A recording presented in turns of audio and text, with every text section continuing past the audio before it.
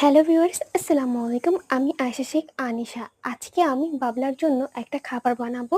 বাবলা যেহেতু ধীরে ধীরে বড় হয়ে যাচ্ছে, বড় হওয়ার সাথে সাথে ওর খাবারের চাহিদাটাও একটু বেড়েছে। এখন শুধুমাত্র পাতলা দুধ দিয়ে বাবলার খাওয়া হয় না।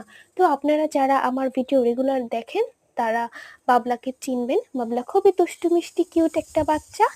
তো হ্যাঁ, আমাদের এই সুন্দরী বাবলার জন্য এখন খাবার বানাবো। দুঃখিত, সুন্দরী না, সুন্দর। ও তো ছেলে। তো বাবলার জন্য আমি প্রথমে যা যা করলাম, প্রথমে হচ্ছে কি একটু চালের গুঁড়ো নিলাম, তারপর তার সাথে নিয়ে নিলাম একটু চিনির গুঁড়ো, তারপর নিয়ে নিলাম একটু লবণ, তারপর নিয়ে নিলাম একটু গুঁড়া দুধ। শুধুমাত্র গুঁড়ো দুধে তো বাবলার খিদে নিবারণ হচ্ছে না। তারপর দিয়ে দিলাম পর্যাপ্ত পরিমাণে পানি।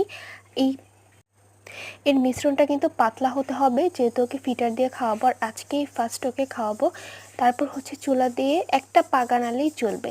বেশি পাক আনাতে গেলে কিন্তু হচ্ছে কি ঘন হয়ে যাবে বেশি, তখন আর ফিটার দিয়ে খাওয়া যাবে না।